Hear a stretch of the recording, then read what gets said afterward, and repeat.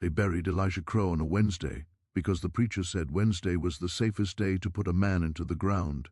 That was the first strange thing I heard about him, and it wasn't even said as a joke. I arrived in Camden, Alabama, 2 days after the funeral, with my notebook in my coat pocket and a stack of newspapers folded under my arm like armor. The train dropped me off in a town that smelled of wet pine and chimney soot, a town where the air felt thick, like something had happened here long ago and never quite finished happening. But wait for a second before we continue towards the video. Let us know in the comments which country you're watching from and what time of day it is for you. And don't forget to subscribe. Outside the station, a boy offered to carry my suitcase. I told him no. He watched me anyway, eyes too old for his face. "You here for the old man?" he asked. "What old man?" He nodded toward the road, toward the town proper, as if the wind itself had already told him my purpose. "The one who lived too long," he said. "The one they say was born a slave." The way he said it, like it was a curse rather than a fact, made my skin tighten. "Yes," I admitted, "Elijah Crow." The boy's expression flattened. "Then don't ask questions after dark." He walked away before I could ask him why. I'd been sent down from Birmingham by my editor, Mr. Harland, who had a nose for stories that made people argue at dinner tables. The headline that had floated up like smoke from Southern papers was too sharp to ignore. "Alabama man dies at 129, born in chains, lived to see cars and radio." There were always tall tales in small towns, especially about age. I'd written 2 before, one about a woman who claimed to be 114 and turned out to be 96, and another about a man who swore he'd fought in the Civil War and then couldn't name a single battle. Longevity stories were easy because they were warm, harmless, inspiring. But this one wasn't being told warmly, it was being whispered. At the boarding house, Mrs. Pritchard gave me a room on the 2nd floor. She was a sturdy woman with forearms like hams and the kind of politeness that came with invisible barbed wire. "You're the reporter," she said as she took my dollar bills and counted them twice. "You folks always come after the dead." "Sometimes the dead leave more truth than the living," I said, trying to sound clever. She didn't smile. "Not this one. You want supper at 6. Don't go wandering." "Don't worry," I told her. "I'm only here to talk." Mrs. Pritchard's eyes slid away from mine. "Talking is how it starts." That night I spread my papers across the small desk by the window and read every scrap I could find about Elijah Crow. Some articles were straightforward, a few quotes, a photograph of a thin, elderly man in a chair, his skin dark and smooth in a way that didn't match the number beside his name. Others were strange. One columnist mentioned unusual circumstances around his birth. Another claimed local doctors had argued fiercely over his body. The photo bothered me. It wasn't just that his face didn't look like the face of a 129-year-old man. It was the way he looked at the camera. Not proud, not tired, not amused, wary. Like the photographer had stepped too close to something it didn't understand. I took out my notebook and wrote the facts I had. Died, May 1932. Age claimed, 129. Birth claimed, 1803. Wilcox County, Alabama, former slave. Lived through Emancipation, Reconstruction, the Spanish flu. Known to keep to himself. No known children living nearby. Left behind a lockbox, per rumor. Then I wrote what didn't fit. Body reportedly well preserved. Church refused to hold funeral at night. Town whispers he came back, he saw it, he's the reason. I tried to sleep, but the town was loud in the quietest way. Floorboards groaned below. Wind scratched at the window like a fingernail. Somewhere far off, a dog barked on.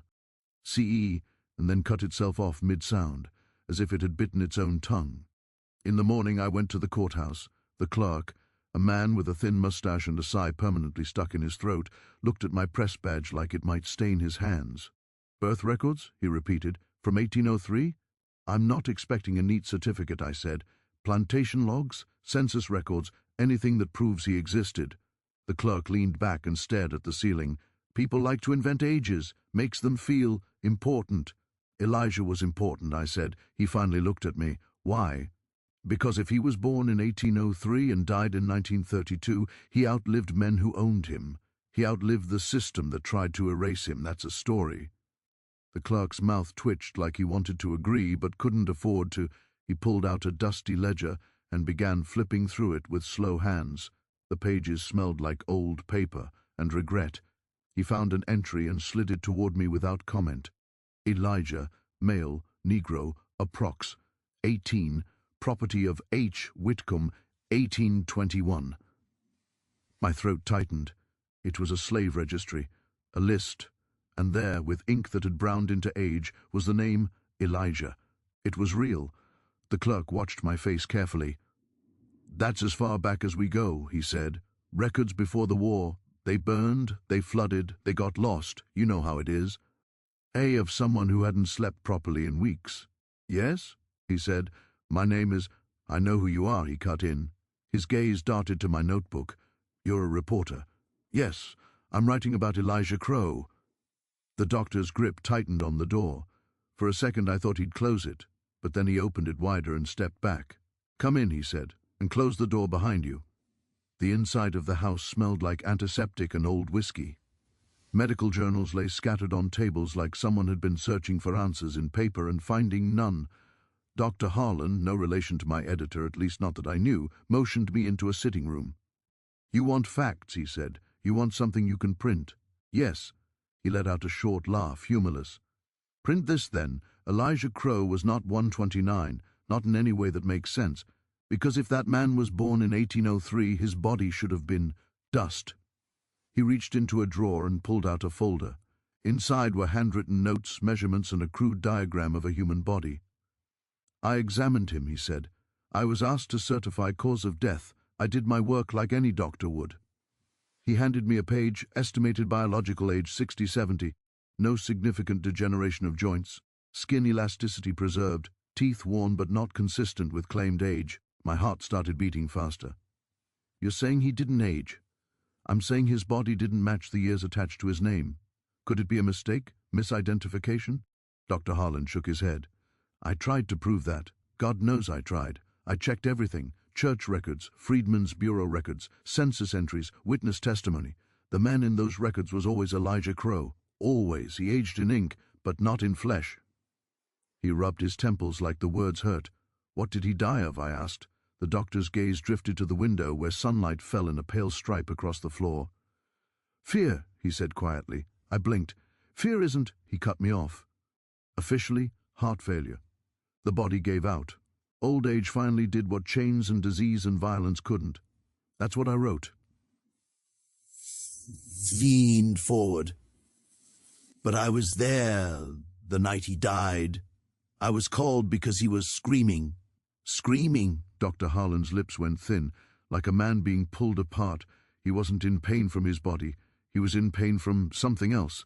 He stood abruptly and walked to a cabinet. He opened it, took out a small glass jar, and brought it to me. Inside, suspended in clear liquid, was a thin sliver of something dark. "What is that?" I asked. The doctor's hands trembled. It was under his fingernail, like he'd clawed at something before he died. "I thought it was dirt, but it isn't dirt." He looked at me with a desperation that felt almost pleading. "It isn't anything I can name," he said, "and that's the problem." A chill crept along my spine. Did Elijah say anything before he died? Dr. Harlan hesitated. His throat bobbed. He whispered, "He said, I was never supposed to come back." The words landed between us like a dead weight. "Come back from where?" I asked. The doctor didn't answer immediately. He walked to the mantel and picked up a small object wrapped in cloth. He placed it on the table between us and unwrapped it carefully. A key, old brass, heavy, with a strange notch cut into its bow like a symbol. "Elijah had this in his hand when he died," Dr. Harlan said. "His fingers were locked around it so hard I had to pry them open." My eyes fixed on the notch. Something about it made my stomach twist, like the shape was familiar in a way my mind didn't want to admit. "A key to what?" I asked. The doctor swallowed. "To the lockbox." So the rumor was true. "Where is it?" I asked. Dr. Harlan stared at the key as if it might bite him. "His house. His niece took his things, but she won't talk to anyone, not even the preacher." I leaned forward. "Who is she?" "Miss Lottie Crow," he said. "He lives on the edge of town, near the Pine Line. If you go there, go in daylight." "Everyone keeps saying that," I muttered. Dr. Harlan's eyes sharpened. "Because daylight is honest, darkness isn't." I should have left then. I should have thanked him, taken my notes, and returned to Birmingham with a tidy article about records and myths and a doctor's skepticism. But the key sat on the table like an invitation, like a dare. "Doctor," I said, "why didn't you tell anyone? Why didn't you go public?" Dr. Harlan's laugh cracked into something almost hysterical.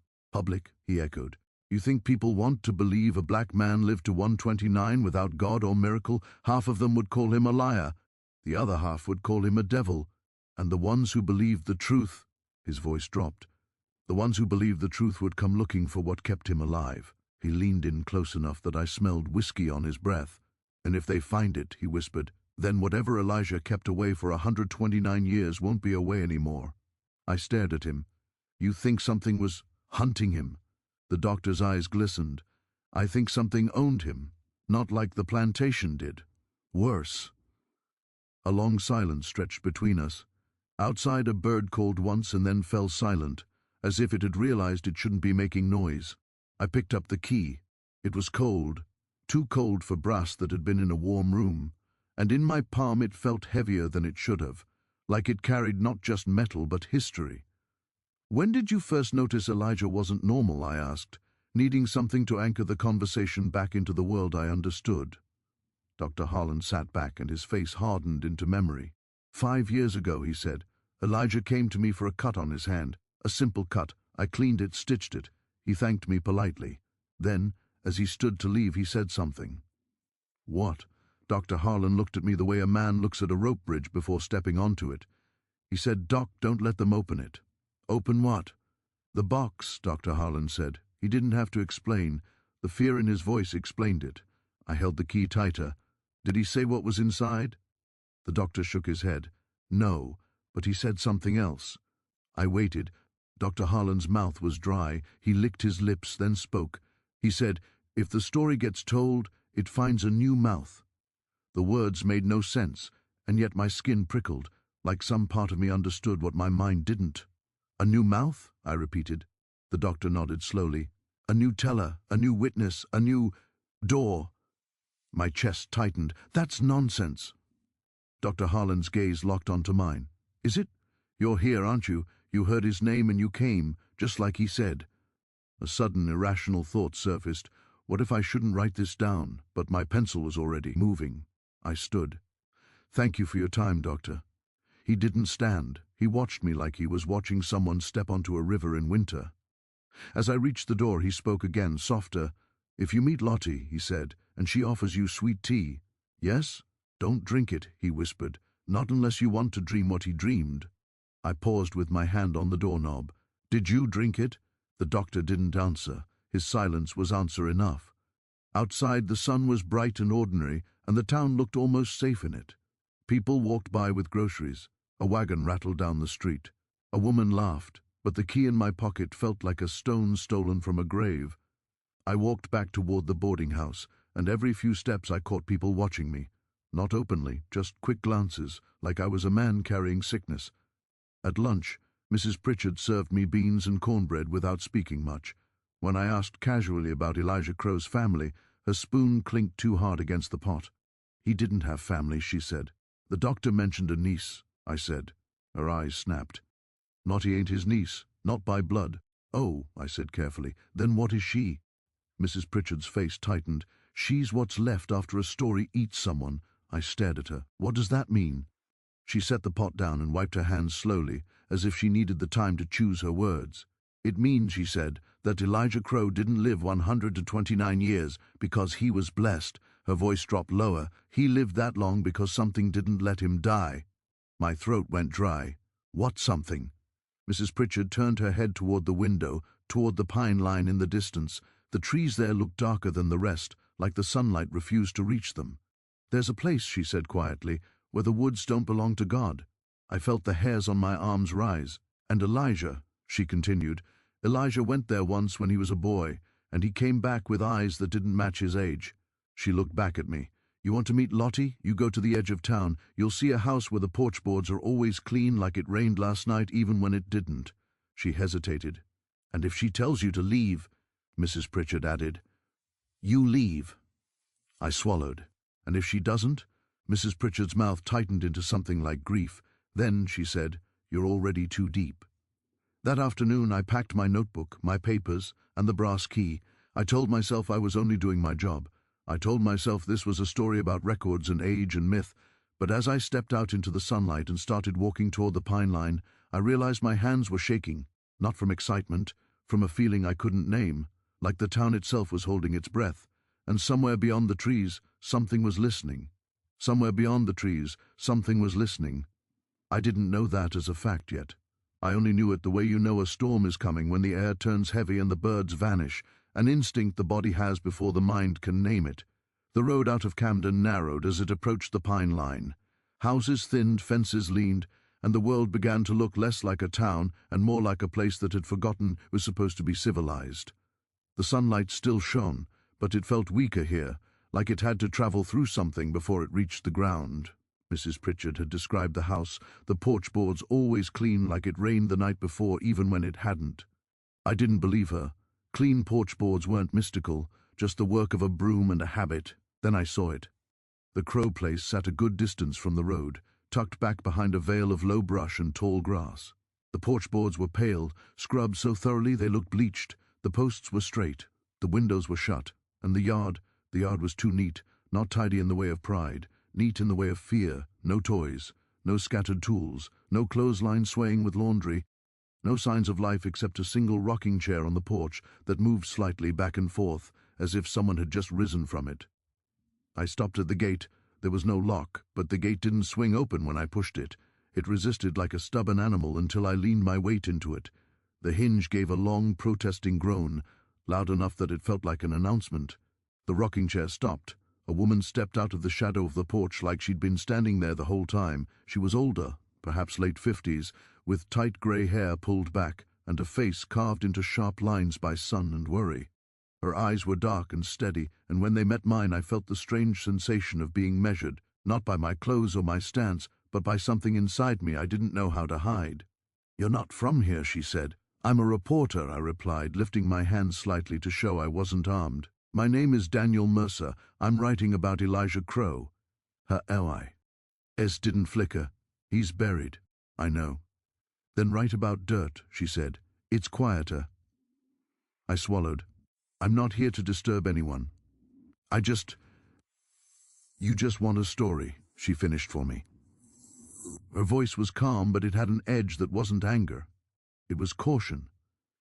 "And you came with that hungry look in your face that men get when they think a secret belongs to them." I felt my cheeks warm. "I came because the records say he lived to 129. They say a lot of things," she said. I stepped closer, careful not to rush her. "Are you Miss Lottie Crow?" Her mouth tightened. "People call me that.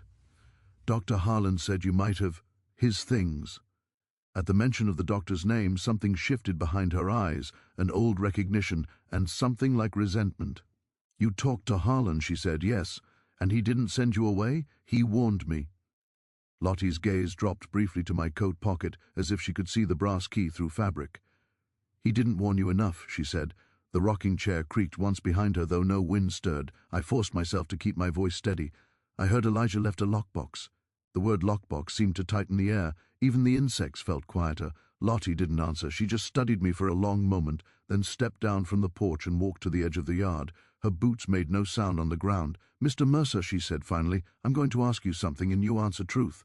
"All right. Did you come here because you want to honor him," she said, "or because you want to open him?"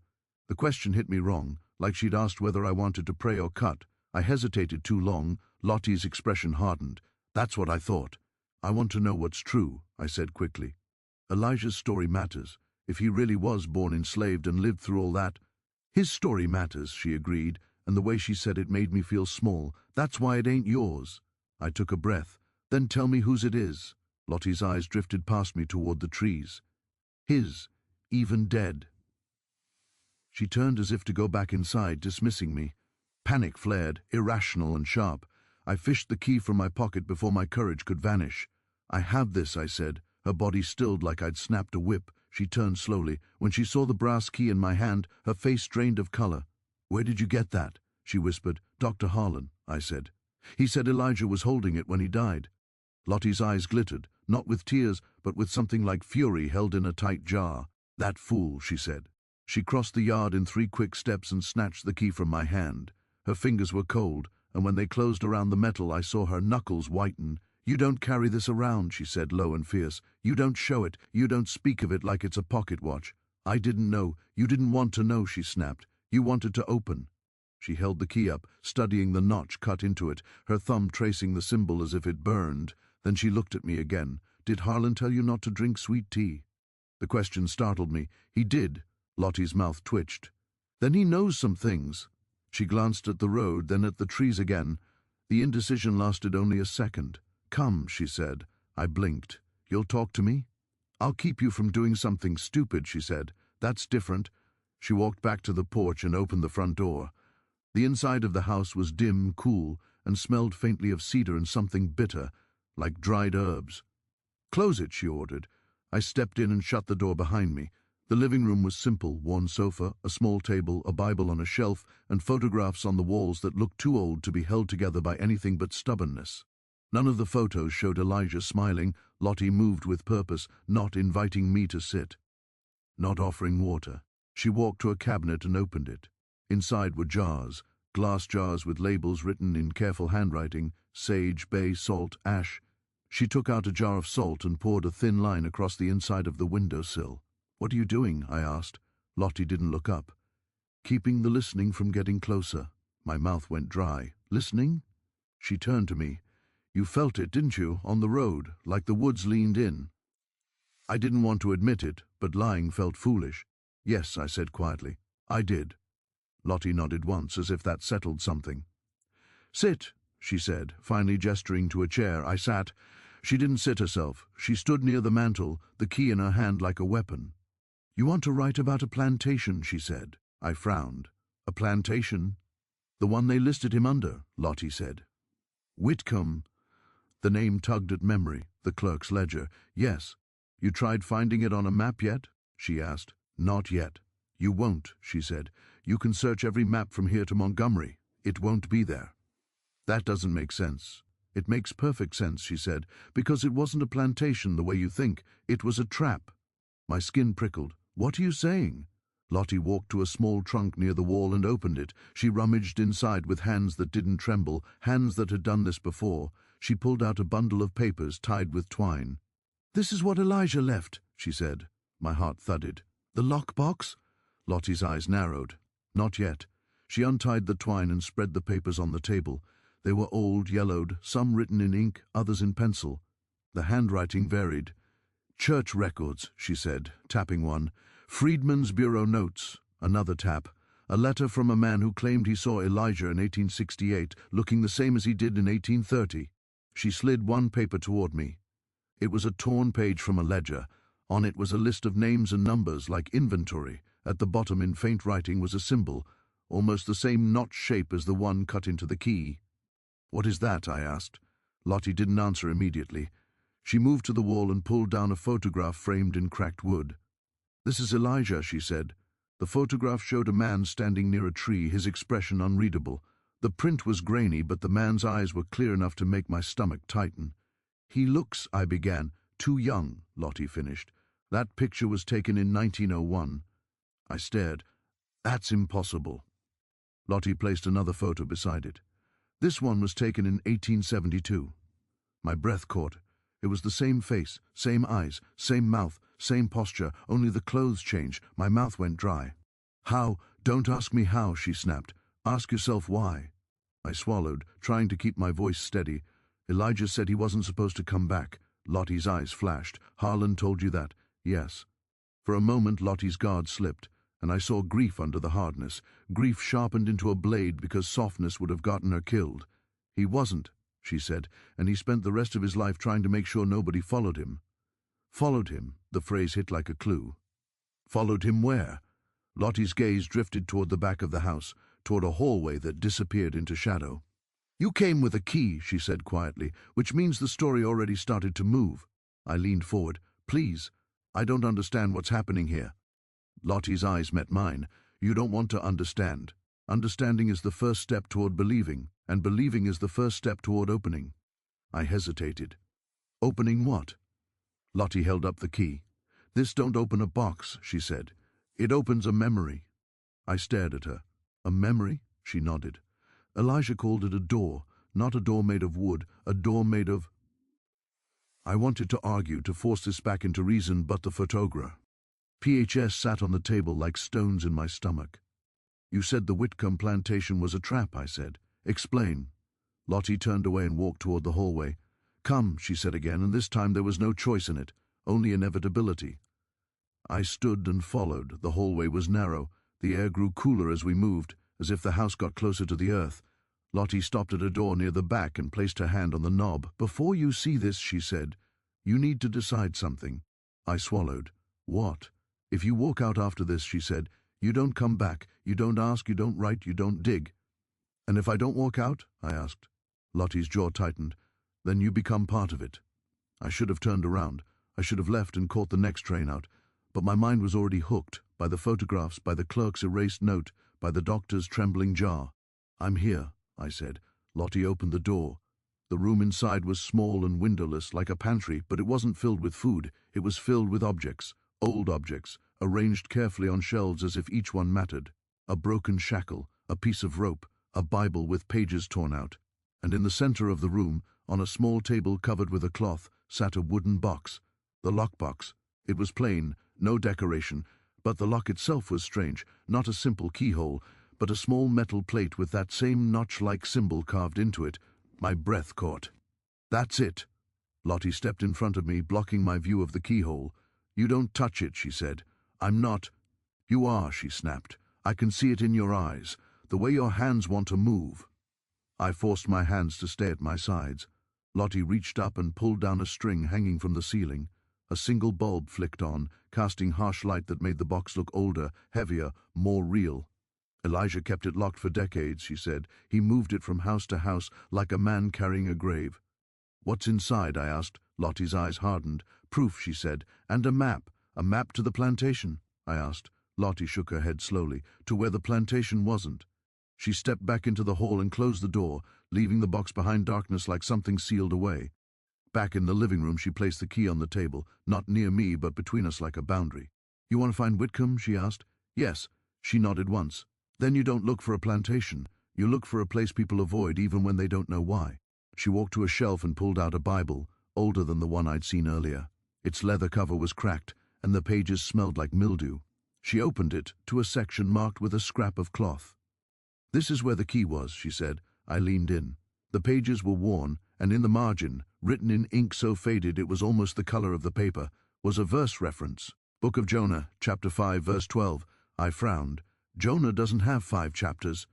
Lottie's eyes flicked to mine. No, she said softly. It doesn't. A chill ran through me. Then why is it written here? I asked. Because Elijah wrote it after, she said. After he ran, after he came back, after he knew there were pages the Bible didn't hold. She flipped the page and revealed a hollow cut into the book's center, where the key had been hidden. Elijah kept the key inside a verse that don't exist, she said, because the place he came from don't exist on your maps either. My voice dropped. Do people disappear?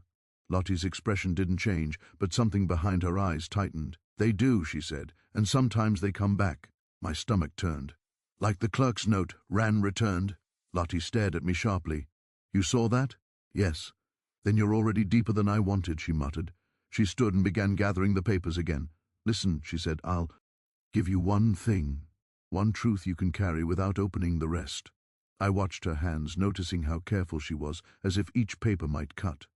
Elijah didn't live 129 years because time forgot him, she said. He lived because time couldn't claim him. I frowned. That's... Stop trying to make it sound reasonable, she snapped. Reason didn't save Elijah. It won't save you. She tied the papers back up and returned them to the trunk. Then she walked to the mantel and picked up a small carved piece of wood, like a token. She handed it to me. It was rough, shaped like a sliver of a circle. On it was carved the same notch symbol. What is this? I asked. A warning, she said. If you see that mark in the woods, you turn around. You don't step closer. You don't touch it. I turned it over. Why would it be in the woods? Lottie's face went still. Because Whitcomb wasn't built on land, she said. It was built on a wound. The words sat heavy. I swallowed. So the plantation never existed, but it existed. Lottie nodded slowly. It existed enough to take people, she said, enough to leave scars.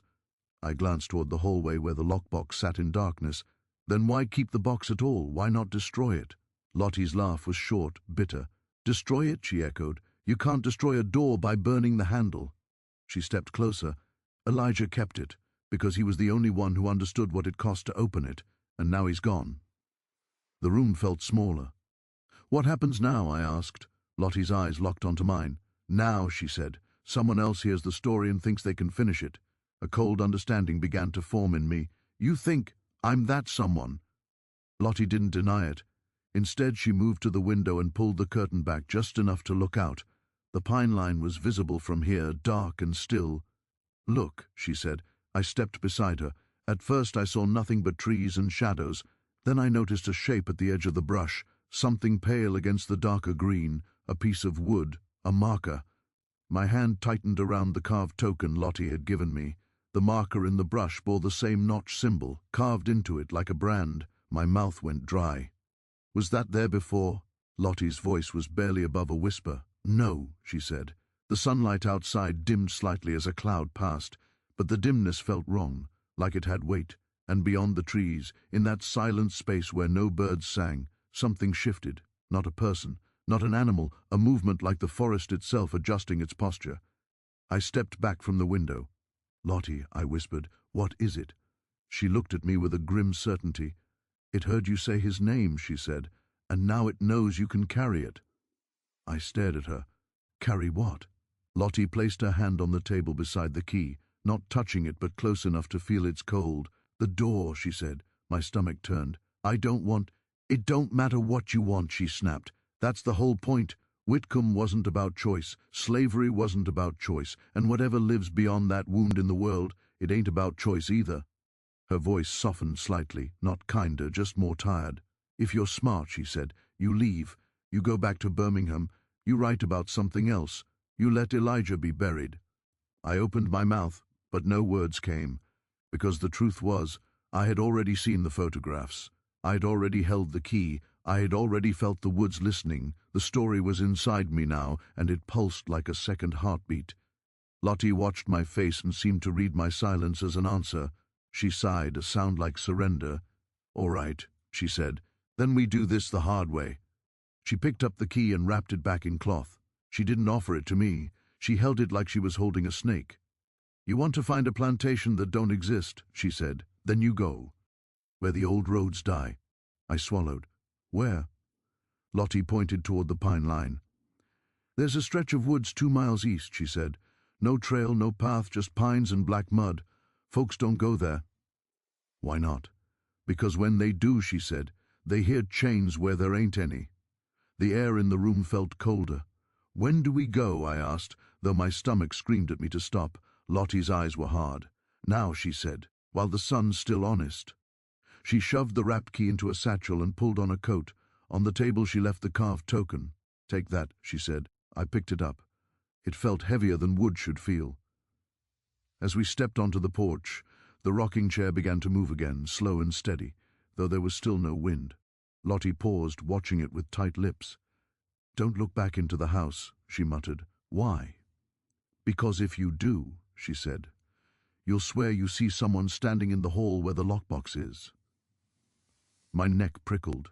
I forced myself to face forward and follow her down the porch steps. We walked toward the pine line, and with every step the town behind us felt less real, like we were leaving the world that had rules. The trees waited ahead, dark, silent, patient, and somewhere beyond them, something that had no right to be awake began to lean closer. Somewhere beyond the pines, something that had no right to be awake began to lean closer. The moment we stepped under the first row of trees, the air changed. It didn't just cool. It thickened, like we'd walked into a room where someone had burned incense and then left the windows shut for years. The sunlight filtered through needles overhead in thin, pale bars that didn't quite reach the ground. Everything smelled of sap, wet soil, and something faintly metallic beneath it, like old blood dried into wood. Lottie walked ahead of me without hesitation, boots pressing into black mud that didn't splash so much as swallow. She didn't look back to make sure I was following. She moved like she'd taken this route before, like she knew where the woods tried to shift people sideways. I kept my eyes on her shoulders, on the satchel bouncing lightly against her hip where she'd put the wrapped brass key. In my pocket, the carved wooden token pressed against my thigh with every step, reminding me I'd agreed, without saying it out loud, to go deeper than any sensible man should. After a while, I realized we weren't hearing much of anything. No insects, no birds, no rustle of squirrels in the brush. Even our footsteps sounded muted, as if the ground refused to echo them. I swallowed and tried to make my voice casual. Is it always this quiet? Lottie stopped so abruptly I nearly bumped into her. She turned, and her eyes were sharper here in the dimness, reflecting a thin sliver of light like a knife edge. First rule, she said quietly. I waited. If you hear your own name from the woods, she said, you do not answer. A cold prickling ran up my arms. What do you... She held up a hand. No questions. Just listen. You answer, and it knows you can hear it. Then it don't have to whisper anymore. I stared at her. It will call my name? It'll try, she said. It tries everybody. Some folks answer without thinking. Some folks answer because they get curious. She stepped close, her palm to the mud, then brought her fingers to her nose and inhaled. What are you doing? I whispered, despite myself. Checking, she said. For what? Lottie's eyes flicked up at me. If it smells sweet, she said, we turn around. I frowned. Sweet? Like flowers, she said, like rot pretending to be perfume. She stood and wiped a hand on her coat. It don't smell sweet today. That's good, right? Lottie didn't answer. We walked another stretch, and then the trees began to look wrong. Not different in an obvious way, just subtly off, trunks too close together in places, too far apart in others, branches that seemed to bend toward us as we passed, as if the forest wanted to touch without being caught. The path, if there had ever been one, disappeared entirely. Lottie veered left, then right, then left again. My sense of direction started slipping like soap in water. How do you know where you're going? I asked. Lottie pulled the carved token from my pocket without warning, so fast I startled, and held it up between us. You feel that? She asked. I blinked. That's mine, not yours, she corrected. Elijah's. It's a piece of a warning marker. He carved it so his hands would remember the way. She placed it in my palm again, but this time she pressed my fingers around it firmly. Close your eyes, she said. What? Close them, she repeated more forcefully. I hesitated, then did it. At first all I felt was the damp air and the thudding of my own heart. Then, so faint I thought I imagined it, I felt a pull, not on my body, on my attention, like the token wanted to face a certain direction, like a needle seeking north. My eyes snapped open. That's impossible. Lottie's gaze stayed on my face. Say it quieter, she warned. The woods hear pride. I swallowed. You're saying it guides you. It reminds me, she said. There's a difference. She gestured ahead. We're close. I looked forward and my stomach tightened. The trees parted slightly, forming a natural corridor, and beyond that corridor the ground dipped into a shallow hollow. The hollow was darker than it should have been, as if light couldn't settle there. The mud in the dip looked smoother too, less like earth and more like something melted and rehardened. At the edge of the hollow stood a post, a marker. It was a piece of wood hammered into the ground. On it was carved the notch symbol, deeper than the one on my token, the lines sharp enough to look fresh. Lottie approached it slowly. She did not touch it. I stepped closer behind her, and a faint sound reached my ears, a metallic clink, like chain links shifting. I froze. Lottie didn't move. She only lifted one finger, signaling silence. The clink came again, clearer this time. It didn't come from any one direction. It came from the air, from the trees, from the mud itself. I leaned closer to Lottie's ear. Do you hear that? She didn't answer. Her jaw was clenched so tightly I could see the muscles working. The clinking grew louder, and then, so suddenly it made my stomach drop. It stopped. The silence after it was worse. Lottie reached into her coat and pulled out a small cloth pouch. She loosened the drawstring and sprinkled something in a wide circle around the marker. Salt, I realized. Thick grains that flashed white against black mud. What does that do? I mouthed. Lottie didn't respond. She finished the circle and stepped back, keeping her eyes fixed on the hollow. Then she did something that made my blood run cold. She whispered, Elijah. Imal, we're not here to open. The air tightened. The chain sound returned, faint and distant. You're lying, I whispered, barely aware I'd spoken. Lottie's eyes cut sideways. I'm negotiating. She hissed. Negotiating with what? The question surged in me like panic, but I swallowed it. Lottie reached into her satchel and pulled out the wrapped brass key. She didn't unwrap it fully. She just exposed enough of the notch to show the symbol. Immediately the chain sound sharpened, as if something had leaned closer. My throat constricted. Put it away. Lottie's voice was a whisper. He ran from here, she said. He ran once, and this is where the story broke. She slid the key back into the cloth and tucked it away again. Then she turned to me. "Now," she said, "you're going to hear his words, not from my mouth, from his." I blinked. "How?" Lottie stepped to the side of the hollow and knelt. She pressed her palm flat to the mud, same as before, but this time she kept it there, steady, like she was holding something down. "Give me your notebook," she said. I hesitated. Her eyes flashed. "Do it." I handed it to her. She opened it to a blank page, then took my pencil and wrote one word in large letters: "Run." She tore the page out and held it over the hollow. "Whatever's here," she whispered, "likes words. It likes being named. It feeds on being spoken." Then she placed the paper on the mud at the edge of the dip. The paper did not get wet. It rested on the surface as if the mud beneath it had turned solid. My heart hammered. "Lottie, quiet," she warned. "This is where you listen without answering." She leaned closer to the hollow, not crossing the salt line, and began to speak in a tone that wasn't her own voice. Older, slower, weighted with memory. 1821, she said. Night. Elijah was 18 by the ledger's guess, but nobody knew his real age because chains don't count birthdays. He ran with 3 others. My skin prickled. She cut me off with a glance and continued. They ran because they'd heard there was a river beyond the pines that could carry them north. They ran because the man Whitcomb had started taking boys from the quarters and bringing them into the main house, and nobody came back the same. They ran because they'd rather die in the woods than rot in a place that called itself God-fearing while it did devil work in daylight. Her words painted it so vividly I could almost see 4 silhouettes moving through the trees, breathing hard, feet tearing at roots. "The first boy was named Josiah," Lottie said. "He was small and fast. He led. The second was Ruth, yes, a woman, and she carried a knife she stole from the kitchen. The third was Elijah, and the last was a man called Ben, older than the rest, who'd run before and been brought back with scars that didn't heal right." The chain sound returned, faint beneath her voice like a rhythm. "They ran," Lottie continued, "and they thought the woods were just woods. They thought if they stayed quiet they'd pass through like smoke." She paused, and the air seemed to pause with her. "But the woods weren't woods," she said softly. "The woods were a boundary." Something moved in the hollow, not visible but present. The darkness shifted like a deep body rolling under water.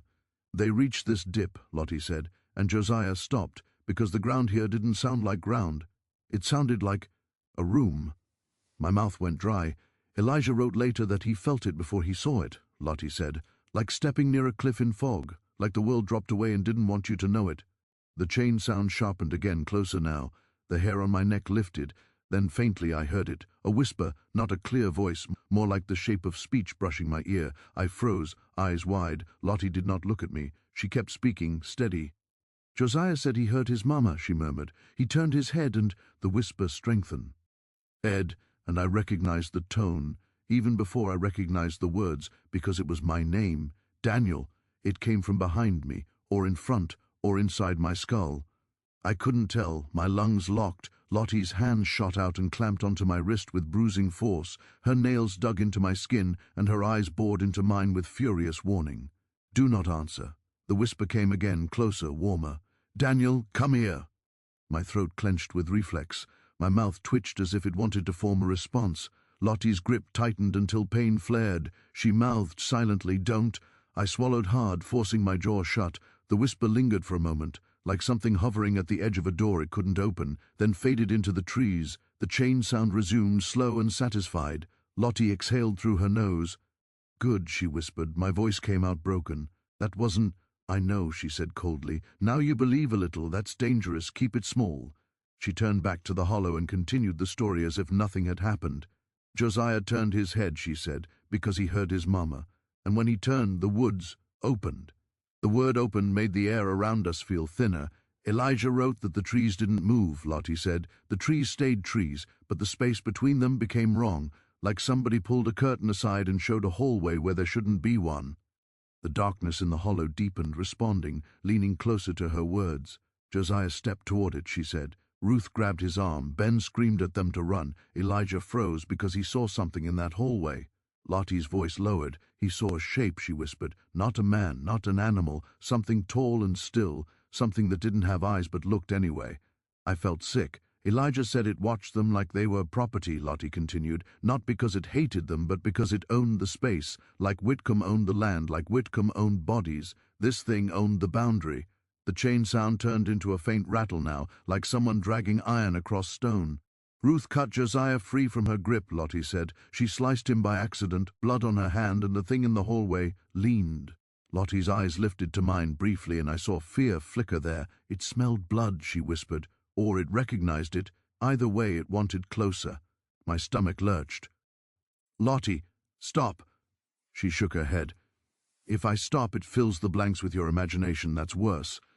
She continued. Ben ran, she said. He ran because he'd been here before without knowing it. He'd seen this dip. He'd felt the pull. He'd been brought back once, and he knew this was how. The hallway widened, she murmured. Josiah stumbled toward it like his feet weren't his. Ruth tried to pull him back. Elijah grabbed Ruth, because Elijah, even then, knew a person can be pulled out of hunger if you anchor them to another person. My throat tightened. The woods felt closer, listening harder. Josiah reached the edge, Lottie said, and the dark took him. A chill shot through me. 1 second he was there, she whispered. The next, he was gone. No scream, no struggle, just removed, like a page torn out. My hands shook. I clenched them into fists. Ruth fell to her knees, Lottie said. She cried out, and for a moment Elijah almost answered, almost called Josiah's name, but Ben slapped him hard across the face. The chain sound jerked like laughter with no mouth. Ben said, "Don't call, it likes being called." Lottie's gaze flicked to me as she repeated it. Sound familiar? I swallowed, throat raw. Ruth didn't run, Lottie continued. Ruth stood and raised her knife at the hallway like she could stab a shadow. The darkness in the hollow rolled. She stepped forward, Lottie whispered, and the thing in the hallway moved for the first time. My heart slammed so hard. I felt dizzy. Elijah wrote that it didn't walk, Lottie said. It shifted, like a long shape unfolding, like something straightening up after being bent for 100 years. The chain sound became louder, nearer, as if it approved. Ruth swung the knife, Lottie said, and the knife did something. She paused. It cut the air, she whispered. Not flesh, not cloth. The air itself tore just a little, like cloth snagging on a nail. My breath caught, and when the air tore, she said, Ruth screamed, not because she was hurt, but because she saw what was behind it. Lottie's voice became almost reverent with dread. She saw a place that wasn't land, she whispered, a place that wasn't sky, a place where the dark had layers like water, and something huge moved under those layers. The hollow in front of us seemed to deepen. I felt like if I stared too long, I'd see the layers too. Ruth dropped her knife, Lottie said, and she ran. The tension in my chest loosened a fraction. But she ran the wrong way, Lottie whispered. My stomach clenched again. She ran toward Whitcomb, Lottie said, toward the plantation, toward the man who owned her. I blinked, confused. Why? Because terror breaks your compass, Lottie said. Because sometimes the devil you know feels safer than the devil you just saw. The chain sound shifted again, coming from behind the trees now. Ben grabbed Elijah, Lottie continued. Ben dragged him away from the dip. Elijah didn't want to go. Elijah wanted to look. Elijah wanted to understand. That curiosity, that is what made him live so long, and what made him suffer. She leaned closer to the hollow, voice low. Elijah pulled free, she whispered. He turned back. He looked at the hallway one more time. I felt the woods tighten around us, and the thing looked back, Lottie said. A whisper brushed my ear again, too faint to be words, but intimate, as if something had pressed its mouth to the world. Lottie's hand pressed harder into the mud. Elijah wrote that in that moment, she said. He felt a hook go into him, not into his skin, into his years, into his future. My throat went tight. A hook? Lottie nodded slowly. Like the thing marked him, she whispered. Like it said, you're mine to return. The chain sound became clear now, as if someone stood just out of sight, shifting iron from one hand to another. Then the paper on the mud, the page with the word run, fluttered once. No wind. It lifted slightly at the edges like invisible fingers had touched it. Lottie's face tightened. We're done, she whispered. What? She snatched the paper up so fast it nearly tore, then stood and stepped back from the hollow. The chain sound surged, angry now. The corridor between the trees seemed to stretch, the shadows deepening. Lottie grabbed my arm. Move, she hissed. We backed away quickly, not turning our backs fully, not crossing the salt line too fast. My heart pounded so hard I could taste it. The chain sound followed, not closer exactly, but louder, like it was inside the trunks, inside the needles, inside my teeth. Then, clear as day, clear as a voice right beside my ear, my name came again. My mouth opened from instinct. Lottie slapped me across the face. Pain exploded.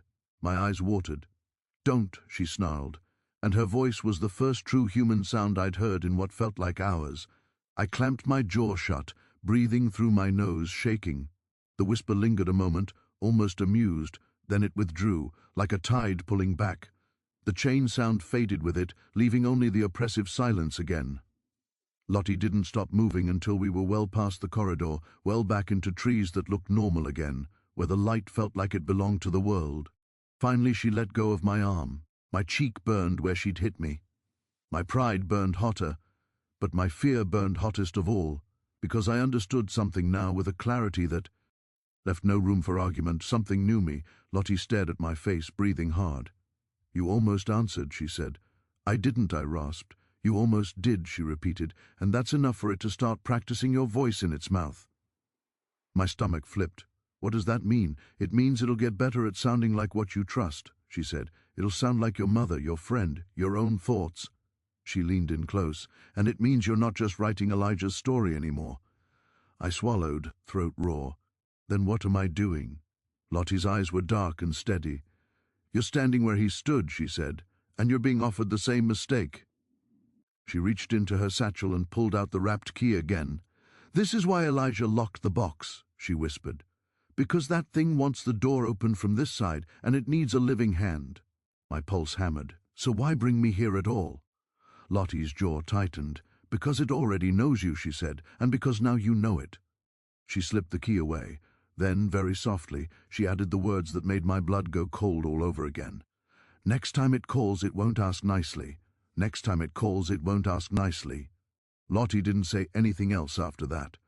We walked back toward town in a silence so thick it felt like something we could trip over. The woods slowly gave way to thinner trees, then to brush, then to the edge of the road where sunlight looked almost fake, too bright, too clean, like a stage set pretending to be the world. Only when the first house came into view did I realize my hands were still shaking. "You're going back to your boarding house," Lottie said without looking at me.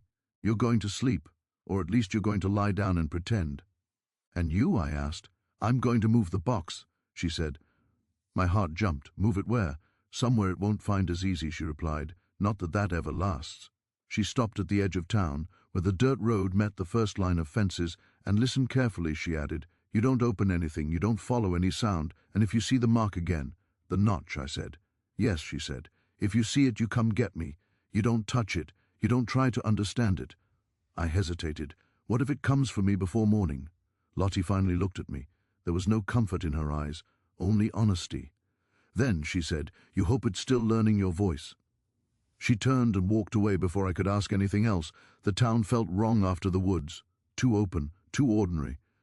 People moved about their evening routines, and for a moment I wondered if I'd imagined everything, until I remembered the whisper of my name in a place where no human should have been. At the boarding house, Mrs. Pritchard didn't ask me where I'd been. She only looked at my face, at the pale line where Lottie's slap had landed, and said, "You went too far." "I'm fine," I said, though my voice sounded like it belonged to someone else. She studied me for a long moment, then handed me a small bowl. "Salt," she said. "Put some by your window." I stared at it. "You believe in this too?" Her mouth tightened. "I believe in staying alive." Upstairs, my room looked exactly as I'd left it. The bed was neatly made. The desk was where I'd left my papers. The window was closed. I locked the door, then unlocked it, then locked it again. I poured a thin line of salt along the inside of the windowsill like Lottie had done. Then I sat on the edge of the bed and tried to breathe like a normal person. Sleep did not come. Every sound made me flinch. The creak of the building settling, the distant bark of a dog, the soft footfalls of someone moving in the hallway. At some point, exhaustion dragged me under anyway. I dreamed of a hallway where the walls were made of trees and the floor was made of water. I dreamed of something tall unfolding. I dream. Edith spoke with my voice. I woke up choking on my own breath. For a moment I didn't know where I was. Then the shape of the room came back to me, and then I saw the window. My blood turned to ice. On the underside of the windowsill, on the inside of the room, was a fresh carving. The notch symbol. It was small, but the lines were sharp and pale, as if the wood had been cut minutes ago. I sat frozen, my heart pounding so hard it hurt. The salt line was still there. Undisturbed, I did not remember getting up. I did not remember touching the window, and yet the mark was there. Something had been in my room. I forced myself to stand, every muscle screaming to run. I checked the door. Still locked. I checked under the bed. Nothing. I checked the wardrobe.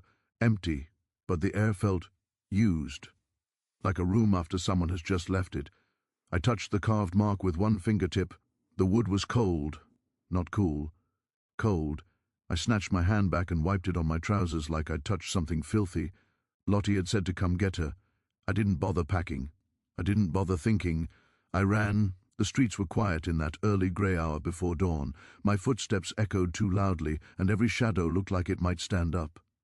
Lottie's house looked the same as always. Clean porch, closed windows, stillness like a held breath. I pounded on the door. It opened almost immediately. Lottie stood there fully dressed, coat on, satchel slung over her shoulder. You saw it, she said. Yes, I whispered. It was in my room. She nodded once. It found you faster than I hoped. She stepped aside and let me in. The house smelled different, sharper, like smoke and herbs. The lockbox was gone from the back room. You moved it, I said. Yes, she replied. Not far. Far don't matter. I swallowed. It carved the mark inside my room, with the door locked. That means it's not knocking anymore, she said. It's checking the frame. I stared at her. Checking it for what? For how thin it is, she said. She set her satchel on the table and pulled out the wrapped key. She didn't unwrap it. Sit, she said. I sat. Lottie poured 2 cups of water from a jug and pushed one toward me. No sweet tea. Drink, she said. Slow. My hands shook as I did. You're going to tell me what Elijah told me, she said. All of it. Not the pieces he wrote down, the part he only said once, and only because he was dying. I looked at her. You were there? She nodded. He sent for me 2 nights before he died. What did he say? Lottie closed her eyes for a moment as if bracing herself. He said, it's starting to remember me, she whispered, and when it remembers me, it'll remember the way back. A chill ran through me. The way back from where? Lottie opened her eyes. From the place that is not a place. She leaned forward. Elijah didn't just see the hallway, she said. He went through it. My stomach dropped. He never said that in the journals. Because he didn't write it, she said. He was afraid words would make it easier to follow. She stood and began pacing. When Ben dragged him away that night, Elijah fought him, she said. Not because he wanted to die. Because he wanted to understand what he'd seen. That curiosity again, I murmured. Yes, Lottie said. It's a dangerous hunger. She stopped pacing and looked at me. 3 nights later, she said, Elijah went back alone. My heart started racing. Why? Because the hallway kept showing up in his dreams, she said. Because he heard things when he was awake. Because once you know there's a door, the idea of not opening it starts to rot your thoughts. I swallowed. Did he tell you what was on the other side? Lottie hesitated. He said it wasn't a place you walk into, she said slowly. It was a place you fall into, and you don't fall forward. Then which way? I asked. She met my eyes. You fall through. The word made my ski. And crawl. He said time didn't move right there, Lottie continued. Not forward, not backward. It folded. Like someone kept turning the same page in a book, but the page was made of years. I tried to imagine that and failed. Elijah said he was there for weeks, she said. He felt hunger, he slept, he dreamed. But, I prompted, but when he came back, she said, only 3 days had passed here. My breath caught. That's impossible. Lottie gave a humorless smile. Yes. She sat down heavily across from me. He said the place was full of impressions, she said. Not people, not things, more like shadows of things that had once been. Like Josiah? I whispered. Lottie's jaw tightened. He said he saw something that might have been Josiah, or might have been what was left after Josiah stopped being a person. My stomach turned. He said there were layers, she continued, like deep water, and something moved under those layers, something so big you only ever saw parts of it. My hands clenched. The thing in the hallway. Yes, she said, but he said it looked smaller there, like the hallway was just one finger of a much larger hand. I shivered.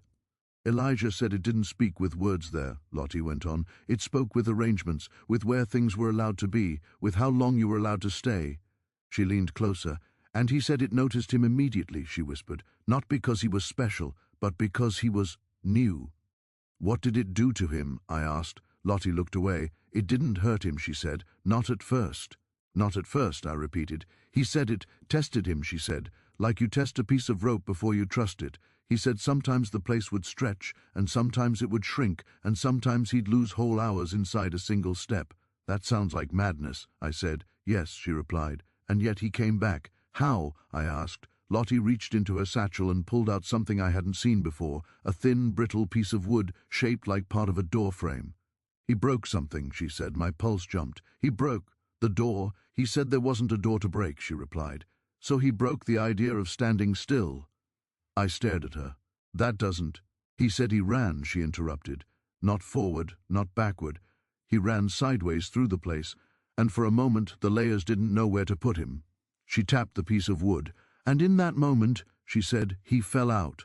I exhaled slowly, and that's when it marked him. Lottie nodded. When he came back, he felt stretched, like his life had been pulled thin and laid across something bigger. She looked at me with sharp eyes. And he stopped aging the way people do, she said. My heart hammered, because part of him was still there. Yes, she said, because part of his time never came back. The room felt smaller. Elijah said the thing let him go, Lottie continued, not because it lost him, but because it learned something. What? How to anchor him, she said. How to make him a reference point. I frowned. A reference for what? For the way back, she said. The meaning hit me slowly, and then all at once. You mean, I said carefully, it used him like a marker. Lottie nodded. A living one. My stomach churned. So that's why he couldn't die. Not until it was done with him, she said. A thought crept into my mind, cold and unwelcome. Tea killed half a generation. So was a sickness that took whole towns. This time it became familiar in a different way. Elijah's, I had only heard it described, only read it in memory, but somehow I knew. Lottie, it said quietly, you always were stubborn. Lottie went pale. You don't get to use his voice, she said. Why? The thing asked. He was mine longer than he was yours. My heart slammed. It knows Elijah. No, it doesn't just know him, it remembers him. The door shuddered once, not like something hitting it, like something leaning on it from the wrong side. Lottie whispered, it's too close, it followed the mark. I stared at her. The one in my room. Yes, she said. That wasn't a message, that was a measurement. Another knock, harder this time. Daniel, Elijah's voice said, gentle and tired. You already carry it. You might as well open the door and stop pretending. My head rang. What does it mean, I already carry it? I whispered. Lottie's eyes never left the door. It means it's learning the shape of you. The handle turned just a little. Lottie moved faster than I thought she could. She grabbed my arm and yanked me away from the door toward the back of the house. Window, she hissed. Now. The front door banged as if something had struck it with a heavy shoulder, not trying to break it, testing how much it could take. We ran down the narrow hall. The back room was empty, the lockbox already gone. Lottie shoved the window open. Out, she said. Another bang. Harder. The wood groaned. We climbed out into the small yard behind the house. The moment my feet hit the ground, I heard it. Chains, not in the distance, right behind the walls. Dragging, searching. The front door burst open, not splintered, not broken, just opened, like it had been unlocked from the other side. We ran, we didn't look back. We ran through fences, through yards, through narrow alleys between sleeping houses. The sound followed, not fast, not slow, unavoidable, like something that didn't need to hurry because time moved around it. We reached the edge of town, lungs burning. Lottie grabbed my arm and pulled me into a dried-out drainage ditch lined with broken brick and weeds. Down, she whispered. We crouched. The sound passed. Not footsteps, not exactly. More like pressure moving through space. Like the air itself was being displaced. We waited. Seconds stretched, then minutes, then longer. Finally, Lottie exhaled slowly. It went back, she said, for now. My whole body shook. What is it? I asked. Lottie looked at me in the grey morning light, her face older than it had been the day before. It's the thing that owns the hallway, she said, but not just that. She stood. Come, she said. There's something you need to see. Where? I asked. Somewhere Elijah tried to hide from it, she said, and failed. We didn't go back to town. We took a side road that led toward old farmland, then into broken fields where the fences had fallen and the earth had been left to remember itself. There, half swallowed by weeds and time, stood the remains of a small house, just a foundation, one partial wall, and a chimney like a finger pointing at nothing. Elijah lived here, Lottie said. When? 1873, she replied. For almost 10 years, longer than anywhere else. I frowned. Why here? Because this is where he thought it couldn't find him, she said. She walked to the chimney and touched the brick. He was wrong. She knelt and brushed aside dirt and weeds. Underneath was stone, and carved into the stone the notch symbol, dozens of times, layered, old ones, newer ones, some deep, some shallow. He kept finding it, Lottie said quietly, on his walls, under his bed, on the inside of his doorframe. My stomach turned. Like me, I whispered. Yes, she said. She stood and looked at the ruin. You want to know what it did while it waited? She asked. I nodded. It followed him, she said, through history. She told me the rest as we sat on the broken stones. Elijah moved every few years, different towns, different names, different jobs. Sometimes he worked on docks, sometimes on farms, sometimes in factories. Everywhere he went, strange things happened, not immediately, but eventually. People went missing, Lottie said, not crowds, just one at a time. A dock worker who stepped into a shadow and didn't come out, a child who followed a voice into the trees, a woman who went into her cellar and was never seen again. And the mark? I asked. Lottie nodded. Always nearby. She pulled out a folded paper from her satchel and handed it to me. It was a newspaper clipping. Fire at tenement. 3 dead. 1 missing. Another. Local farmhand vanishes. No signs of struggle. Another. Strange accident at mill. Body never recovered. All places Elijah had lived within the last 5 years, Lottie said. I looked up at her. It was using his proximity. Yes, she said. He was like a gravity well. And it was feeding, I whispered. Lottie's eyes were dark. It was learning. She took the papers back. Elijah said it wasn't just taking people, she said. It was taking patterns. What does that mean? It wasn't just eating bodies, she said. It was studying lives. I felt a cold understanding begin to form. That's how it knows my mother, I said. Lottie nodded. That's how it knows Elijah's voice. That's how it knew how to knock. My hands curled into fists, and every time it learned enough, she continued, it tried to get closer to him. Try to open the door, I said. Yes.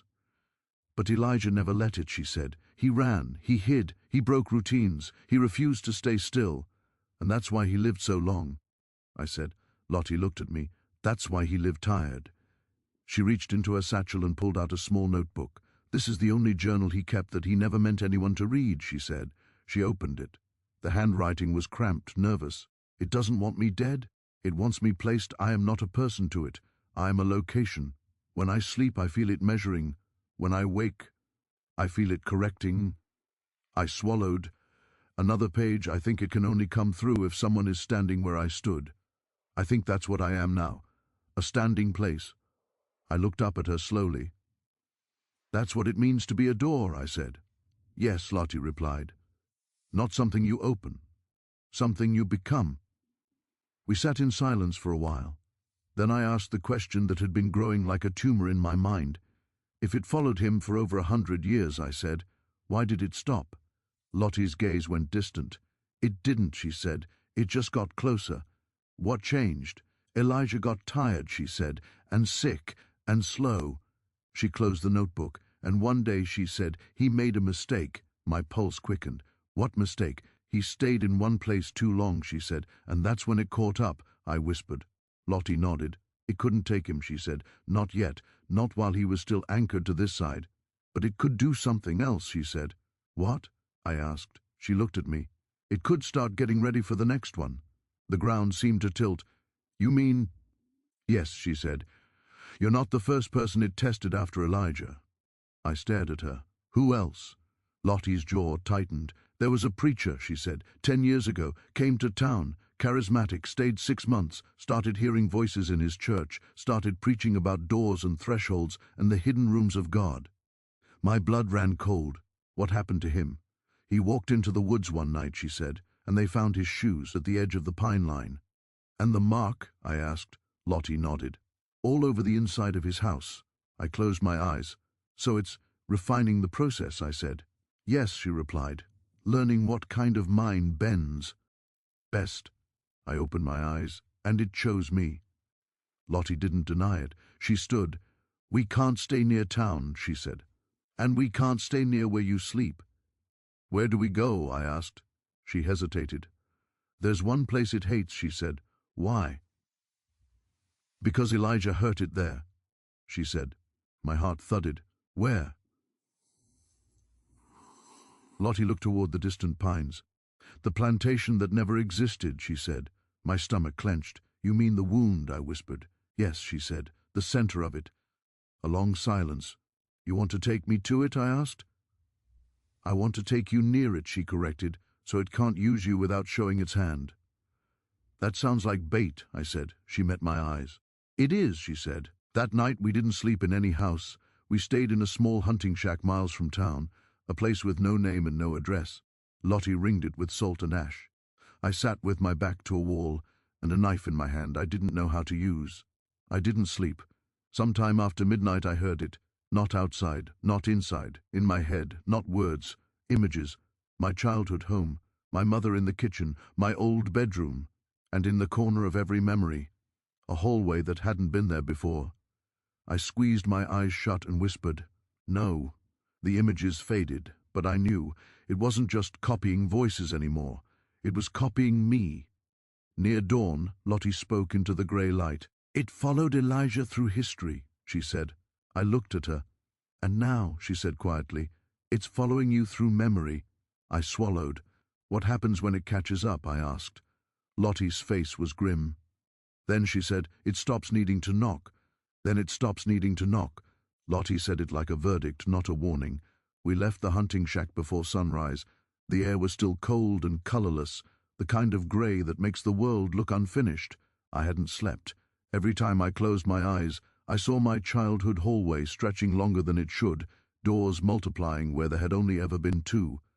Lottie walked ahead, steady and purposeful. She'd packed light, salt, ash, the wrapped key, the knife, and Elijah's hidden notebook. No food, no blanket. Where exactly are we going, I asked. She didn't stop. To the wound. That's not a place, I said. She glanced back at me. That's what everybody says, right up until they step into it. We followed a dirt track that hadn't been a road in decades, then cut across fields that had gone back to weeds. As the sun rose, the land began to look familiar. Not in the sense that I'd been there before, in the sense that my body reacted before my mind could. My chest felt tight. My head ached. The air smelled faintly of smoke that wasn't there. Lottie, I said slowly, this looks like 3 other places Elijah lived, she finished. Yes. I stopped walking. She turned. You said the plantation wasn't just a place, I said. You said it was a wound. You're telling me now it can move? She studied my face. Not move, she said. Repeat. My stomach dropped. It doesn't exist in one location, she said. It exists wherever the door is getting thin. I thought of the ruins we'd seen, the notch marks in stone, the way my room had been marked from the inside. You're saying it builds itself, I whispered. Yes, she said, out of whatever's nearby, land, buildings, memory. We kept walking. By midday, we reached a line of trees, not the pine line from before, different trees, older, thicker. They formed a natural boundary around a stretch of land that looked wrong in the way a missing tooth looks wrong.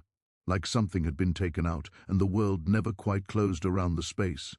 My mouth went dry. In the distance, I could see the shape of buildings. Low, wide, symmetrical, a plantation house. No, I whispered. Lottie stopped beside me. It's not Whitcomb, she said. Not the one from the records. But it's the same place. I stared. The house was too intact to be ruins, too new to be real, and yet... Do you smell that? I asked. She nodded. Smoke and flowers, rot pretending to be perfume. The air felt heavy again, like the woods, like the hallway. We approached slowly. The closer we got, the more details sharpened, and the more wrong they felt. The paint on the house was uncracked but dull, like it had never dried properly. The windows reflected the sky, but not quite correctly, as if the glass remembered a different day. No birds, no insects, no sound, just the faint, distant clink of chains. This is insane, I whispered. Yes, Lottie said. That's how it hides. We reached the edge of the yard. There was a fence, white, perfectly straight, no gate. Do we cross it? I asked. Lottie hesitated.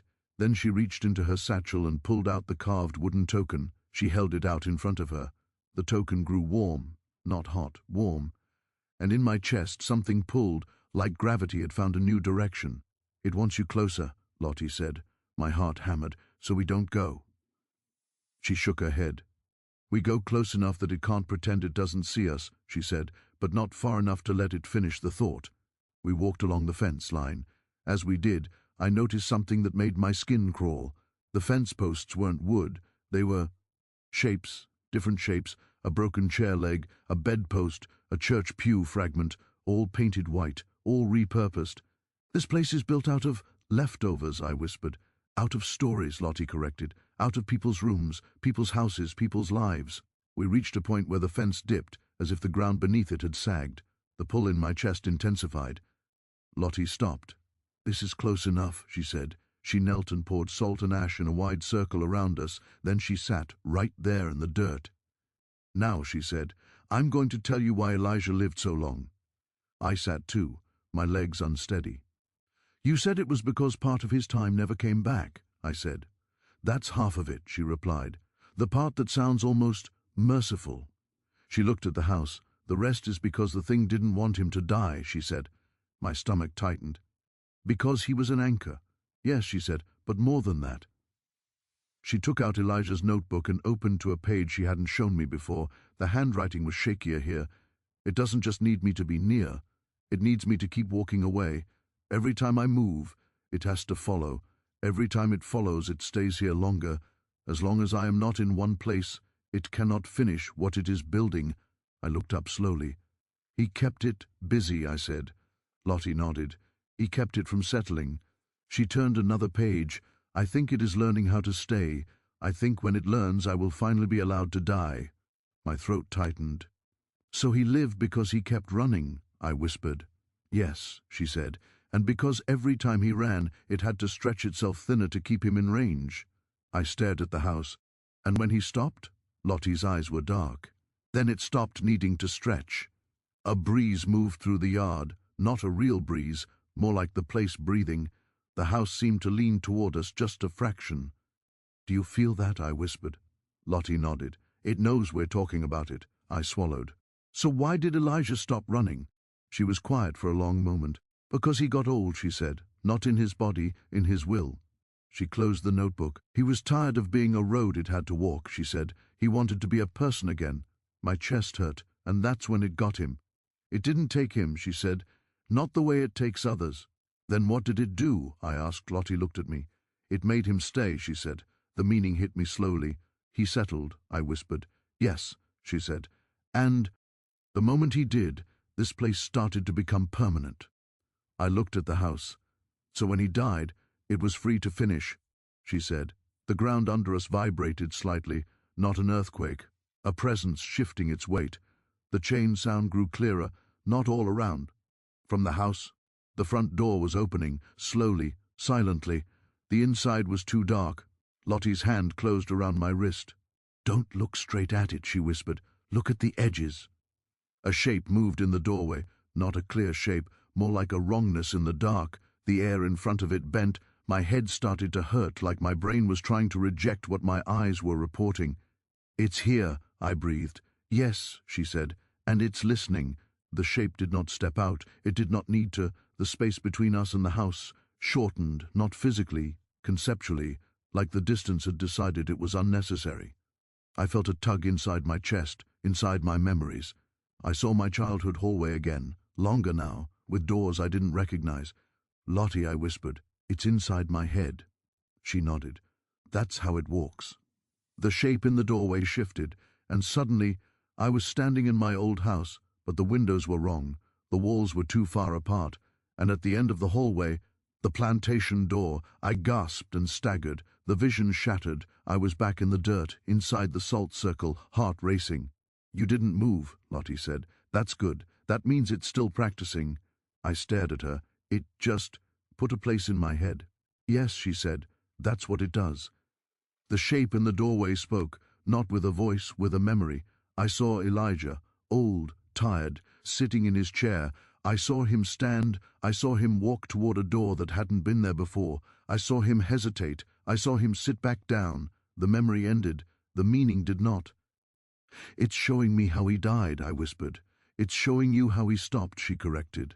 The pull inside me intensified. You see now, she said.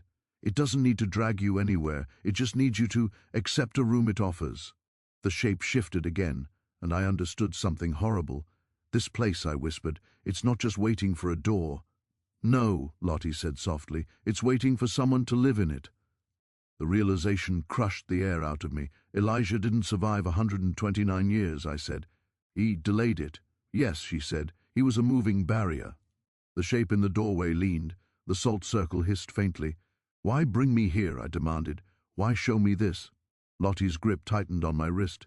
Because it already chose you, she said, and because you need to understand what kind of choice it offers. I stared at the house, at the impossible stillness, at the promise of rest hiding in it. My legs felt weak. And what is that choice, I asked. Lottie met my eyes. You can run, she said, for years, decades if you're careful. Keep it moving, keep it from settling. And the other option? I asked, though I already knew. You can stop, she said, and become the place it finishes. The shape in the doorway seemed to brighten, not with light, with attention. My heart hammered. I don't want this, I said. Neither did Elijah, she replied. A new sound rose, not chains, not footsteps, a voice, my voice, but older, tired. It's so hard to keep moving, it said gently. You deserve a room that doesn't change. The salt circle flared white for a second like frost. Lottie snarled something under her breath and threw a handful of ash toward the house.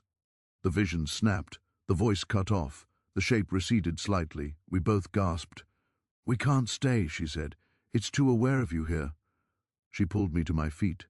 As we backed away from the fence line, I felt something in me stretch, like an elastic band pulled too far. Then it released. The plantation blurred, not faded, unfolded. The buildings did not disappear. They rearranged, turned into trees, into open field, into nothing. Within seconds, we were standing in an ordinary clearing. No house, no fence, no yard, just wind in grass. I stared, shaking. It moved. Lottie shook her head. No, it decided not to finish here. She looked at me. That means it'll try somewhere else. My stomach sank. Where? I asked. She didn't answer right away. She just looked at me, and in her eyes I saw the truth before she said it. Somewhere you start to feel safe, she said. We walked away in silence. After a long while I asked, what's the plan? Lottie's voice was tired. The same plan Elijah had, she said. We keep you moving, we keep it following, we don't let it settle. And if I get tired, I asked? She stopped and faced me. Then we'll have to make sure you never get the chance to rest, she said. I didn't know whether to thank her or fear her. That night, as we camped far from any town, I dreamed of houses, hundreds of them, all with doors that weren't there yesterday, and in every one, a room waiting, and in every one, a room waiting. I woke before dawn with that phrase stuck in my head like a splinter. For a moment I didn't know where I was. Then the cold ground pressed through my coat, and the memory of the clearing, of the plantation folding itself back into nothing, came rushing in. Lottie was already awake, sitting with her back to a tree, cleaning the small knife with a cloth. The fire had burned down to coals.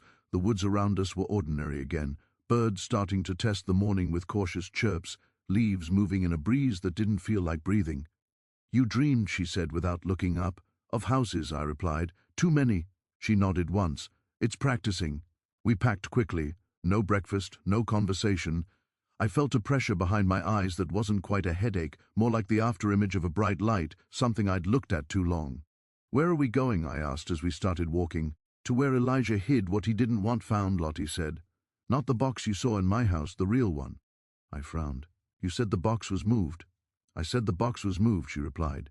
Not the thing it protects. My stomach tightened. So there are two? There were always two, she said. One for show, one for truth. We cut through woods that looked like woods again, then followed a creek until it narrowed into a ribbon. The sun climbed, and with it came that faint smell of smoke and flowers, never quite present, never quite gone. Does it know where we're going? I asked. It knows where you are, Lottie said. It doesn't need directions. We reached a small, forgotten cemetery around noon. Not the town cemetery. This one had no fence, no neat rows, just a handful of stones and wooden markers half swallowed by time. Some names were still legible, many were not. At the far edge stood a marker with no name at all, just a symbol. The notch. I felt the pull in my chest again, like a compass needle trying to turn me. This is it, Lottie said. It's a grave, I whispered. Yes, she said, and a lie. She knelt and began clearing away leaves and weeds around the base of the marker. The ground there was packed hard, as if it had been disturbed and reset many times. Elijah buried a man here, she said. I blinked. What? He buried a name, she corrected. Ben's.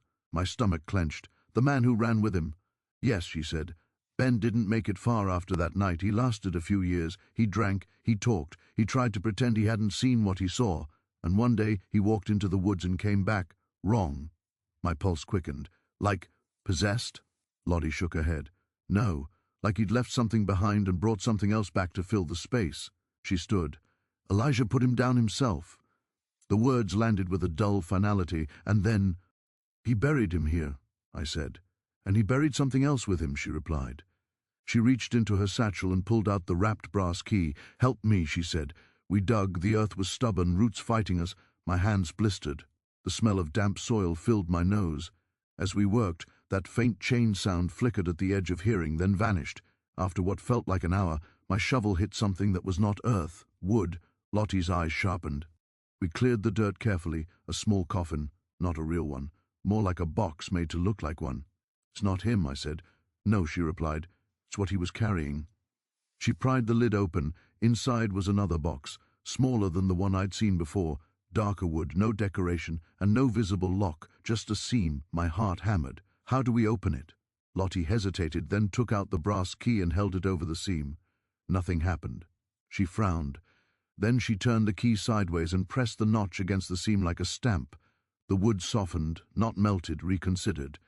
A thin line opened along the seam. I stepped back, breath caught. The box opened by itself. Inside were three things: a stack of papers tied with twine, a small flat stone carved with the notch symbol, and a map, not a normal map. It was drawn on what looked like old skin, maybe vellum, yellowed and thin. The lines were not roads or rivers, they were rooms, rectangles and corridors, and scattered among them, written in Elijah's cramped hand, were dates. This isn't a map of land, I whispered. No, Lottie said, it's a map of appearances. She untied the papers and handed me the first page. If you're reading this, then I am either dead or too tired to stop you. I am sorry for both of those things. My throat tightened. Another page. The thing does not come through doors. It makes doors out of people who stop moving. It cannot be killed. It cannot be argued with. It can only be delayed. I swallowed. Another. There is a way to close a door that was never meant to exist, but it is not a way that leaves the closer untouched. Lottie leaned in. What does it say? She asked. Everything I don't want to hear, I replied. We sat on the ground beside the open grave and read. Elijah's writing grew shakier as the pages went on, but also more precise. He described the place not a place in clearer terms than he ever had to Lottie. It is not a world. It is a fold. A place where things that should be far apart are pressed together until they forget what distance is. The thing is not a creature. It is a process that learned to want. I felt cold reading that. When it touches a life, it does not take the life. It takes the shape of the life. It uses that shape to build rooms. I thought of my childhood hallway. It needs an anchor because it cannot finish a fold without something that believes in staying. I looked up at Lottie. That's me. She didn't deny it. We kept reading. Elijah had tried many things, burning places where the mark appeared, flooding cellars, even trying to starve it by isolating himself in the desert for 3 years. It followed anyway. It always follows. But it does not like to follow. It prefers to wait. There was a page with a list of names. Some had dates next to them, some had only question marks. Ben's name was there, Ruth's, Josiah's, and others I didn't recognize. This is everyone it took, I whispered. Or tried to, Lottie said. We reached the last section. The handwriting was barely legible. The door can be closed, but only from this side, not by destroying the place, but by reversing the fold. To do this, the anchor must be made to move in all directions at once. I frowned. That doesn't make sense. Lottie's eyes narrowed. Keep reading. A life that is everywhere is nowhere to build. The thing will try to hold the anchor still if the anchor can be made to occupy too many. Remembered rooms at once. The fold collapses. My head hurt. You're saying I have to be in multiple places at the same time? Not physically, Lottie said slowly. In memory. I read the next line. The stone will help. The map will guide. The cost will be everything that makes the anchor feel like a single story. I closed my eyes. It will break me. Lottie was quiet. Not kill you, she said, but you won't come back the same. I looked at the stone in the box. "What is this?" Elijah called it a weight, she said. "A way to pin too many rooms together." I picked it up. It was heavier than it looked, heavier than it should be. "And the map?" I asked. She turned it so we could both see. "It shows where the door has tried to form before," she said, "and where it will try again." I traced one of the rectangles with my finger. It matched the ruin we'd seen. Another matched the clearing. Another, my stomach dropped, matched my boarding house. "It already knows," I whispered. "Yes," she said. "We heard it before we felt it. The chain sound, not distant, not near, aligned, like it was finding the same rhythm as our breathing." Lottie stiffened. "It knows the box is open." The air grew thick again. The cemetery felt closer, smaller, like the edges were being pushed in. "Close it," I said. "We can't," she replied. "Not like that." "Why not?" "Because now you have read it," she said. "The instructions don't live in the box anymore." The chain sound turned into a slow, deliberate drag. Something shifted between the trees, not walking, arranging. I saw the space between two headstones shorten. "Lottie," I whispered. "It's starting to." "I know," she said. "We have to move." We stuffed the papers, the stone, and the map into the satchel. Lottie slammed the small box shut and pressed the notch key against the seam again. The seam closed. The wood hardened. We didn't bother reburying it. We ran. The cemetery tried to become something else as we left it. Paths that hadn't been there appeared. A low building flickered at the edge of sight, a porch that didn't belong. The smell of smoke and flowers thickened. "Don't look straight at it," Lottie shouted. We ran with our eyes on the ground. Branches snagged my clothes. Roots tried to trip me. The chain sound followed, not chasing, not falling behind, repositioning. We burst out of the trees into open field. The world snapped back into place behind us like a stretched rubber band released. We collapsed, gasping. After a long minute, the chain sound faded. Lottie sat up, breathing hard. "It's getting faster," she said. I nodded. I felt different, not hurt, not sick, but expanded, like my thoughts had more corners. "We have the instructions," I said. "Yes," she replied. "And now it has proof you're willing to look at them." I stared at the horizon. Elijah wrote that the cost would be everything that makes me feel like a single story. Lottie's voice was quiet. He was telling the truth. "So what do we do?" I asked. She met my eyes. "We prepare you," she said, "to be many." The word made my skin crawl. That night, in another nameless place, Lottie spread the map out. We studied it. Some of the rectangles had dates in the past. Some had dates in the future. One date was circled, soon. "Where is that?" I asked. Lottie followed the lines. Then her finger stopped. Her face went pale. "That's," she said slowly, "that's where you were born." My heart lurched. "You mean—" "Yes," she said. "It's not just following you." She looked at me with grim certainty. "It's going home through you." I lay awake that night, staring at the dark. I could feel rooms in my head, not memories, spaces, waiting. I could feel rooms in my head, not memories, not dreams, spaces, waiting.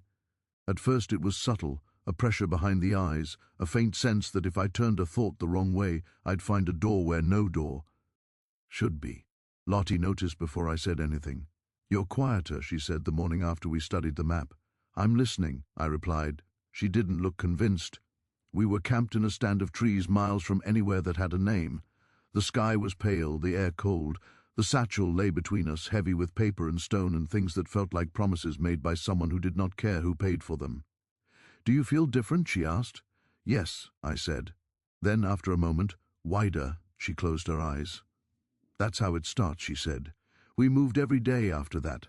Not far, not in straight lines. The map—" I looked around, nothing but grass, trees, sky. "And yet, if you squint," I said, "I can almost see the house." "Yes," she replied. "That means it already started building." She laid out the map and the papers.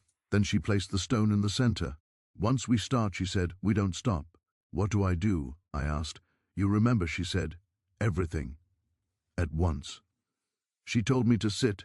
She told me to close my eyes. She told me to hold the stone. The moment my fingers touched it, the world multiplied. I was in the field, and in my childhood hallway, and in the church basement, and in Elijah's ruined house, and in places I had never been and somehow knew. My head felt like it was going to split open. "Don't try to organize it. Lottie said, her voice coming from everywhere and nowhere. Let it overlap. I felt something notice, a pressure, a tension. The thing, it didn't arrive, it aligned. Suddenly the spaces between the rooms thinned. Doors appeared where there had been walls. Walls appeared where there had been air. I saw the plantation house begin to assemble itself out of pieces of other places. My childhood doorframe, a church stair, a hotel corridor I'd walked through once in Birmingham. The shape in the doorway was there, not fully, not finished, but present. And it was pleased. I felt it reach for me, not physically, structurally. It tried to make one of the rooms stick. "Don't let it choose," Lottie shouted. I forced myself to remember something else. My mother's kitchen, the creek, the boarding house, the cemetery, they all overlaid. The house flickered, the shape recoiled. The chain sound became a shriek of metal under strain. The stone grew heavier. My thoughts began to separate, not into voices, into directions. I was aware of being in too many places at once. I felt myself start to come apart. Elijah was wrong, the thing said. Not in words, but in certainty. You can't be everywhere. I almost agreed. Then I understood. It wasn't afraid of me being nowhere. It was afraid of me being unusable. I leaned into the overlap, into the contradiction, into being a hallway that led to 3 different kitchens at once, into being a door that opened into a field and a church and a grave. The shape in the doorway warped. The house stuttered. The fold began to tear. The chain sound turned into something like screaming, but stretched across space. I felt something in me give way, not pain, identity. I was not one story anymore. I was a knot of stories, and that meant there was nowhere stable to build. The plantation began to collapse, not fall, unmake. Rooms forgot what they were connected to. Doors opened into sky. Floors became walls. The shape tried to hold on. It tried to anchor itself in me. I felt it reach. I let myself not be one place long enough for it to miss. The fold snapped. The world slammed back together. I was on the ground. The sky was overhead. The field was empty. No house, no fence, no chains. Just wind in grass. I couldn't move. Lottie knelt beside me, her face pale. "You did it," she said. My mouth moved. No sound came out. The rooms were quieter. Not gone, but distant. "Can it come back?" I finally whispered. She looked at the empty field. "Yes," she said, "but it will have to start from nothing again, and it will have forgotten your shape." I closed my eyes. "And me?" I asked. She didn't answer right away. When she did, her voice was gentle and terrible. "You're not a door anymore," she said, "but you're not just a room either." "What am I?" I asked. She hesitated. "A crossroads," she said. I tried to go back to my life. It didn't quite work. Some days I wake up knowing exactly where I am. Some days I wake up with the memory of 3 ceilings. I don't stay in one place long, not because I'm afraid, because I feel drafty. Like if I stay too still, something might remember how to use me. Lottie and I parted ways after a while, not angrily, just carefully. We talk sometimes, by letters. She says the marks have stopped appearing, the disappearances have stopped. For now, I don't write articles anymore. I write lists of places I've been, of rooms that no longer exist, of doors that almost did. Sometimes, in quiet hotels or borrowed houses, I feel it again, a suggestion of architecture inside my thoughts. But it never finishes the thought. Last week, in a town I won't name, I saw a man sitting on a bench outside a train station. He was very old, older than he looked. He was watching people like he was waiting for something to recognize him. When our eyes met, he flinched. Then he stood and walked away. And I knew, not that he was being followed, that he was being measured. I did not speak to him. I did not write him down. I kept walking, because I understand something now. The story is not about the door. It is about the witness.